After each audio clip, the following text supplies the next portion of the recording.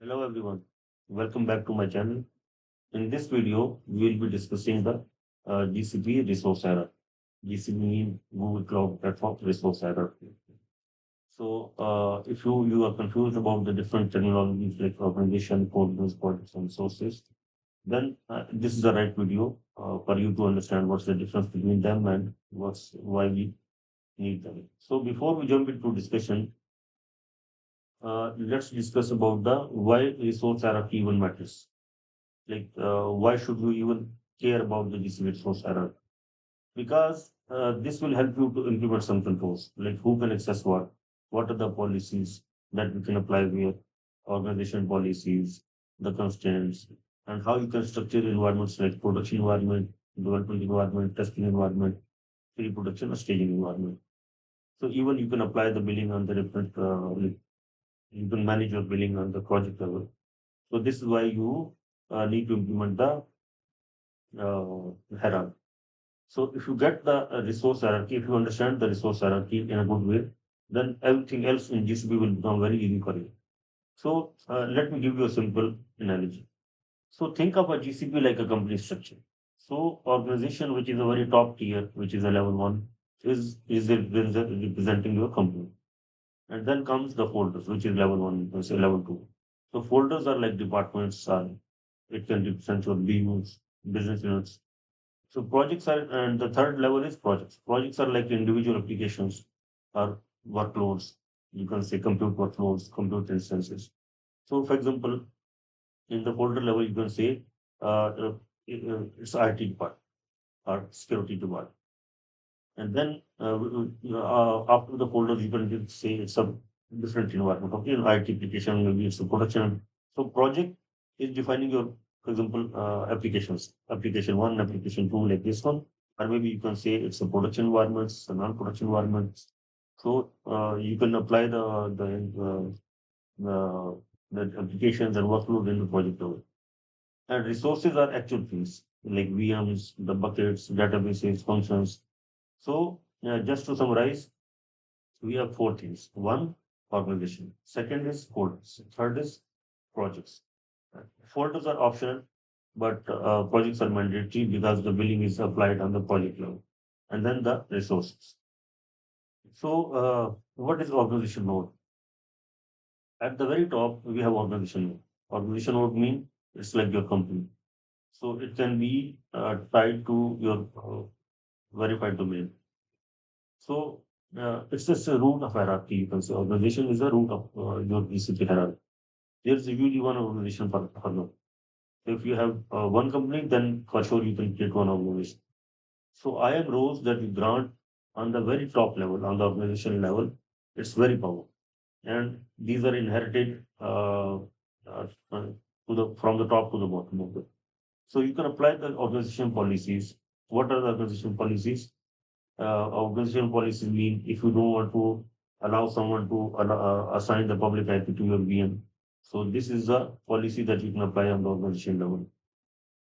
Or you can say where that your data should be stored, in which region.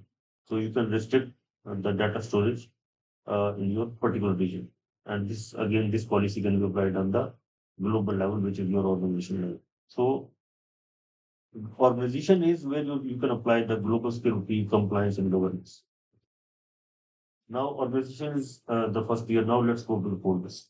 Folders are exceptional, like sorry, these are optional, but it can represent your logical grouping. For example, business unit or what is department, multiple departments, environment, or regions.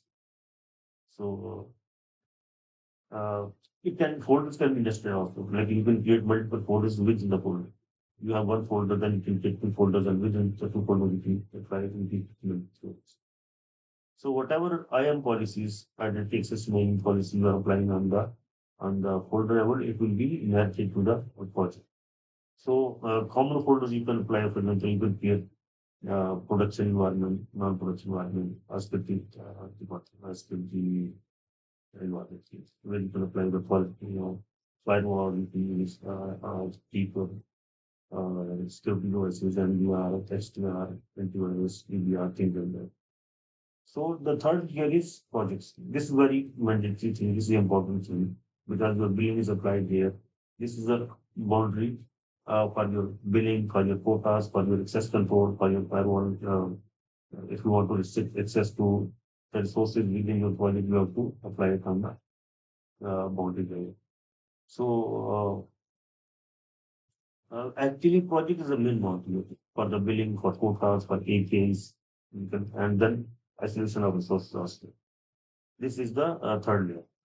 So each project have one ID, which is very important and unique across the whole business. Um, and then you have project number also. So common best practice about this one is that you should apply, you can keep your one application or one workload per project. For example, if you have one production application, then you can keep it in one project. The other non-production environments you can create different projects where you can keep the non-production environments there. So IAM rules you can apply on the project level, on the resource level, on the folder level, on the organization level also. Now let's come to the resources, which is the last tier, where you can keep, these are your actual resources which you are which you are placing in the project. One thing to keep in mind that each tier have can be assigned to one period. For example, one project cannot be tied to two folders, or one VM cannot be placed, cannot be linked to two different projects. And similarly, one folder cannot be tied or cannot be linked to multiple organizations. So each child have one parent. So all these VMs that we're placing in, for example, VMs or buckets or story buckets or sub or SQL, SQL Cloud, SQL, or the Cloud Functions, or Google Kubernetes Engines. All these resources you can keep it in your project. You're gonna keep them in your folder. So you need to have one project where you can keep these resources. So always these end level resources can be created in the project. So if you are identity access management policies you are applying on the organizations, it flows down from the top to bottom. If you are applying some, for example, if you have a viewer role on the organization, then you can see all the folders, you can see all the projects and resources within each project. And if you are admin on the folder, you can see you will be admin on all the projects under that folder. So you can apply the restrictive policies on the organization level and the folder level. So the best practice is that you should apply the least privilege and you should apply the least privilege to the lowest level of in the hierarchy.